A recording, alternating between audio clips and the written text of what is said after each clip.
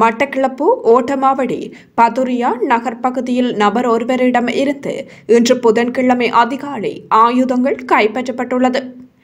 2 T56 ரக துப்பாக்கிகள், அதற்கான 60 ரபைகள், 2 மகசின்கள், ஒரு வாள் மற்றும் தொலைநோக்கு கருவி என்பன குறித்த நபரிடம் இருந்து இராணுவ புலனாய்வு பிரிவு மற்றும் விசேட அதிரடி குழுவினரால் கைப்பற்றப்பட்டுள்ளது.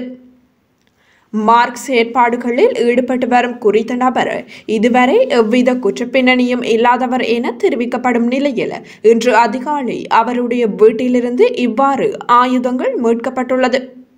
கைது செய்யப்பட்டு வாழைச்சேனை போலீஸ் நிலையத்தில் தடுத்து வைக்கப்பட்டுள்ள குறித்த சந்தேக நபரை பயங்கரவாத தடுப்பு பிரிவினரிடம் ஒப்படைக்க நடவடிக்கை எடுக்கப்பட்டுள்ளதாக தெரிவிக்கப்பட்டுள்ளது.